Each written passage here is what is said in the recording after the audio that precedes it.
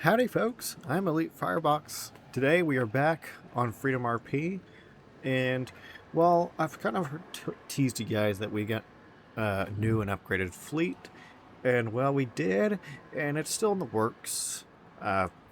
From everything that I know, our commissioner, he's the guy that makes our liveries, so we have the vehicles, we just don't have all the liveries done, but what we do have pretty much done, that I would like to show off today, is the new TRU vehicles. So I already posted the previous fleet about a month or two ago, and this time, well, we got an upgraded fleet, and it's more streamlined, and I think overall this is a better fleet than what we had before. And there it is, all behind us.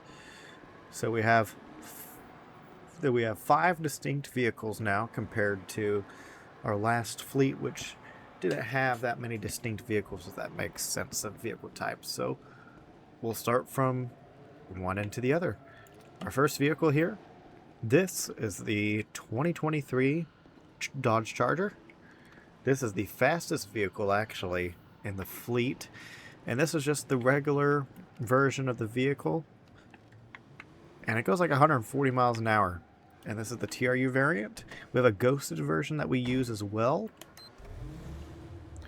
That's the light pattern. Here's the interior. The vehicle goes over 150 miles an hour. Can reach 150. It's not all the time. Crazy handling. This is what we use for the rapid response team. And rapid response team, this is what I'm wearing right now. This is their uniform. It's kind of like a patrol unit.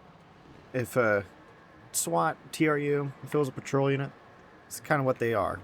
If that makes sense. I'll do a quick test drive with it. As you can see, just by that, the acceleration is crazy. It's kind of hard to... An unexperienced GTA driver is going to find this hard to control. But yeah, I can navigate many spaces. It definitely fits the need of TRU, since it's got that speed, the great acceleration, the great handling, and it's a charter, so it's a muscle car. It's built to last, and it can handle off-road a little bit. Overall, one of my favorite vehicles. I'm glad I picked that out to be our rapid response vehicle. So our next vehicle, this is the 2024 Chevy Tahoe. Very large vehicle compared to the previous Tahoe we had, and that's one of the reasons why I picked it. It's large.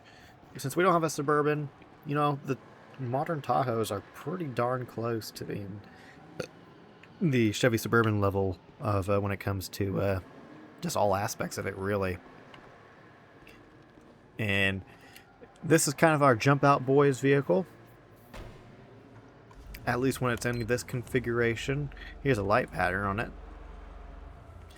Here's the interior. But kind of, this is the main... What my philosophy is that the Tahoe here is the main, pretty much the main non-armored vehicle that TRU uses. It's got good speed. It's not going to be, you know, catching up to supercars or anything, but it's got like a 90 to 100 miles an hour. It can definitely do some high-speed pursuits. It's an SUV, so it's got good tires. It can do some off-roading. And it's a bit durable, because Chevy makes some pretty durable SUVs. It's got the size. So overall, this is kind of the main vehicle. When you think of the black SUV, you know, you think of a Tahoe, so this is what comes up in your mind.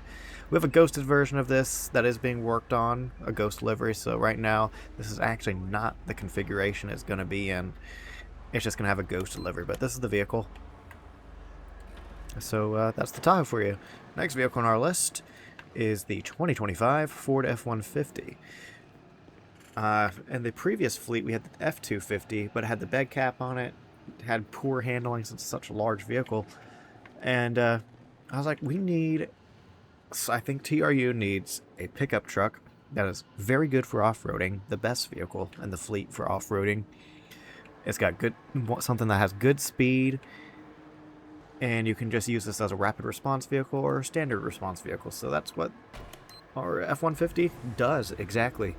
Here's a light pattern. Here's the interior. So the F-150 here, like I was just saying, it's our truck. This is the vehicle that shows up when TRU needs something off-road. Even though the Bearcats, every vehicle is capable of off-road in the fleet, but the one that does it the best is the F-150 here. It could reasonably climb up mountains. It's not going to be like a dirt bike. You're not going to be zooming up mountains, but you're definitely going to be competitive when it comes to climbing up mountains. It's got good speed, good handling, good durability. It's good size, so it's very good for taking cover. And you have a lot of storage space. So this is kind of a multi-role vehicle. Whether you need it for a pursuit, whether you just need it as a response vehicle, or whether you even need it as a support vehicle. This F-150 here, it gets the job done. That's what TRU needs. So the F-150 here is one of the choice that I wanted. And I'm glad I went with it because I'm happy with it. Alright, now we move on to the Bearcats. Now, I'm going to keep the Bearcats pretty short because the Bearcats have not changed one bit. We still have the Bearcat G3 over there and the Bearcat X3 here. So you know what these are, especially if you've seen them. But one thing I didn't show was the light pattern in the interior on the last video. Also, these have hoses, by the way, for riot control. No, it's a little bit dark, but hopefully you can kind of make out what's going on here. Both of these vehicles, the Bearcats have up to 14 seats, so you could fit an entire patrol's worth of caps in just one of these vehicles. Very well optimized as well. That's the X3. We have one of them stored in Blaine County, not in Blaine County, in Los Angeles County. Now the G3 here, we have a Bearcat G3 for LS County and Blaine County, so there are 3 Bearcats that the state police has total in their fleet. I prefer the Bearcat G3 because you have extra cover compared to the X3. So it's a bit more rougher and tougher, and you can fit more people inside the vehicle than outside. So that's the light pattern on the Bearcat here, the classic G3. Here's a nice look at the interior. But yeah, there you go. I hope you guys enjoyed this video, even though it was a short one. If you did enjoy this video, I think you know what to do. If you want to join FiveM Roleplay, I've got links below on how to get involved in our community.